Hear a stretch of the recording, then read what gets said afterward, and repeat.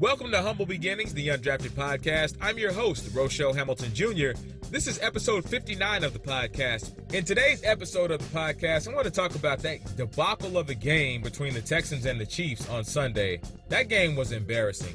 And now, don't get me wrong, I didn't really have a horse in this race because I'm a Broncos fan, pun intended. I'm a Broncos fan, but the Broncos, they're at home on the couch this playoff season again. So I'm a Texas boy. So I was like, you know what? They're the only Texas team in this tournament. I used to live in Houston. I love Houston. I know some great people that live in Houston.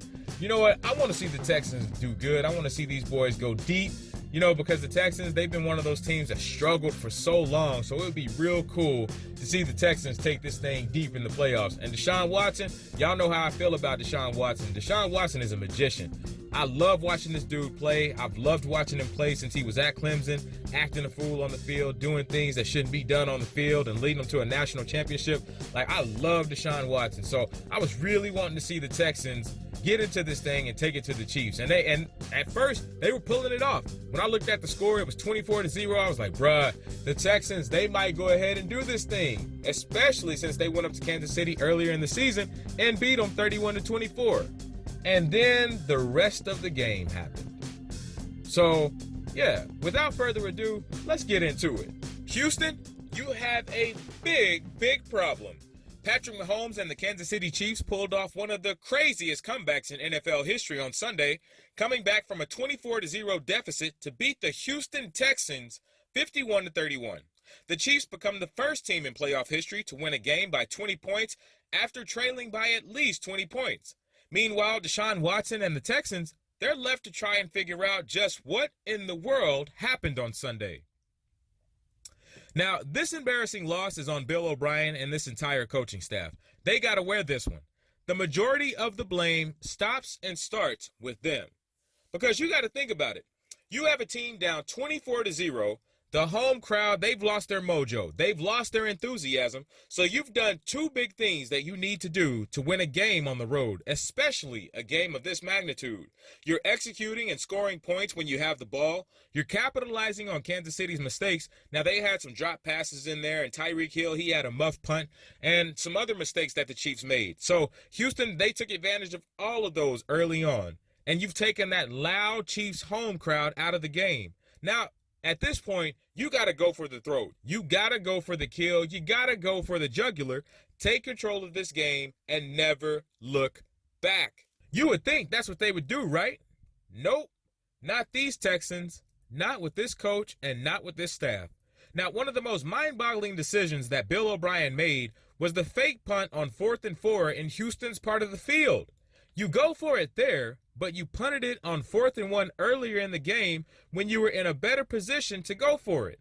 Now, to me, that's when the momentum in this game swung, and that's when the game changed.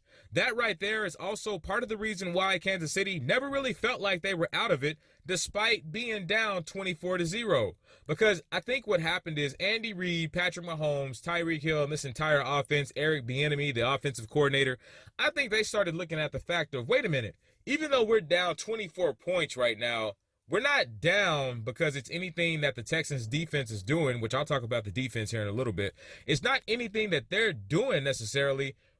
We're down 24 points because of our mistakes. We had the muff punt. We had the drop passes. I think they had a turnover in there. So it was by Kansas City's mistakes as to why they were down by such a large margin. So I think they locked in and said, hey, you know what?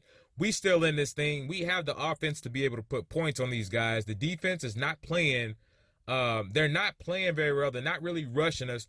We can get back in this thing. And that's exactly what the Kansas City Chiefs did. Now, bad coaching was a big part of the reason why the Texans lost this game. Actually, bad coaching was the biggest part of the reason why Houston is wearing this L. Yes, of course, players got to go out there and they got to play, but it's also up to the coaches to put players in the best position to succeed. Now, there were several defensive holding and pass interference calls on defense at crucial times of the game and crucial areas of the field, which kept giving the Kansas City Chiefs life. And with that Chiefs offense, you cannot give them life. You have got to choke that offense out. And speaking of the defense, what was the deal with the game plan for this Texans defense? They didn't get any pressure on Mahomes. They didn't hit him. They didn't blitz. They didn't adjust to man coverage when they needed to. They didn't disguise anything. It was basically like they just lined up and just went whenever the ball was snapped. Patrick Mahomes, Travis Kelce, and Tyreek Hill, they wrecked Houston's secondary. They passed the ball all over. They passed the ball all over these dudes. That rookie that they left all by himself on Travis Kelce, they basically hung him out there to dry. Travis Kelce gave him that work all game, and Houston never really adjusted. Now, if you ask me personally, it's time for the Texans to look for a new defensive coordinator because Romeo Crennel, he's not getting it done. Romeo Crennel was a genius in his time, but the last few seasons, it's really starting to show that the game has passed him by. Kansas City scored touchdowns on 7 straight possessions. 7 straight. That's got to be some kind of record because that's unheard of in the NFL. And Deshaun Watson, I know I said Houston has to wear this L as a team, and, he's got to wear it too. I get that. But Deshaun Watson, man, I can only put so much of this loss on him. I really can't put too much of this loss on him, to be honest with you, because Deshaun Watson gave Houston every chance to win this game. They scored 31 points on the Kansas City Chiefs, and they still lost the game. Think about that. An NFL team put 31 points on the scoreboard, and they still lost. Most of the time in the NFL, if you hang 31 points on a team, you've got a really, really good chance. And when I say really, really good, I mean like 90 to 95% chance of winning the game.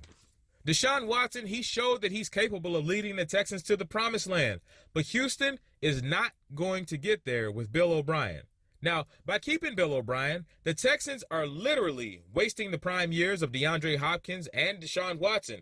Now, they've basically already wasted the prime years of J.J. Watt. Now, don't get me wrong, J.J. Watt is still a very good player, but he's at the end of his prime years because it really feels like that because he's not the J.J. Watt of a few years ago, which, of course, that's no surprise.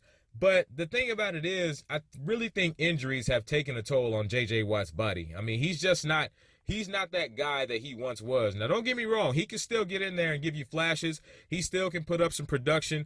He can still give you solid production because all you got to do is look at the game against the Bills last week. He single-handedly basically turned that game around with that sack on Josh Allen and swung the momentum back towards the Texans' way. So J.J. Watt is not done by any means. I'm not saying he's done and Father Time's caught up with him. I'm just saying he's not that J.J. Watt that we've become accustomed to over the last few years. Now, check this out. According to NFL research, Deshaun Watson is the only quarterback in the Super Bowl era to lose a playoff game despite having 300-plus pass yards, 3+ total touchdowns, and 0 giveaways. Now, stats like that, stats right there, are why NFL quarterbacks make the money that they make. Teams overpay NFL quarterbacks to put up numbers like that. And when your quarterback's putting up stats like that in a game, you have no excuse whatsoever for taking an L. None. And this is not just selective to just this year.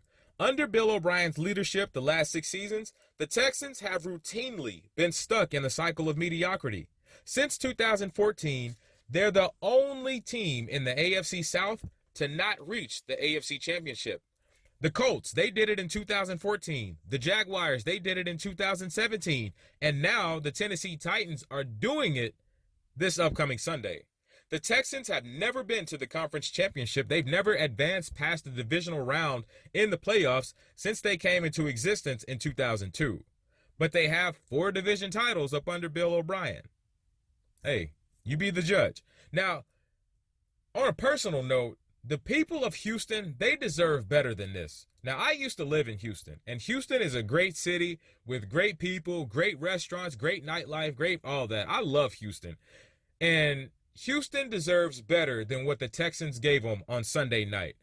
Honestly, the Texans, they really need to go in a different direction.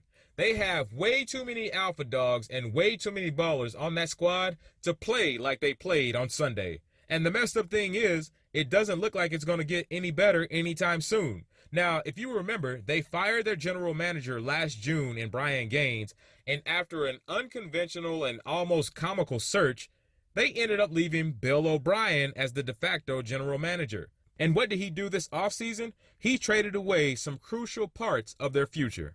He gave up a 3rd-round pick to Cleveland for running back Duke Johnson, 2 first-round picks and a second for Laramie Tunsil and Kenny Stills in that trade with the Dolphins, another third-rounder to Oakland for Garyon Conley. Then he traded Jadeveon Clowney for well under market value up to the Seahawks, and then he gave up a 6th-round pick for a reserve defensive back. Now, after all of these moves, that leaves Houston with 6 picks in the upcoming draft. He simply has too much power. And the sad thing for Texans fans is it doesn't look like it's going to change. Now, he addressed reporters Monday and said he's going to remain in charge of the front office. Romeo Crennel and most of the staff are also expected back in 2020. So, in other words, get ready for more of the same, Houston.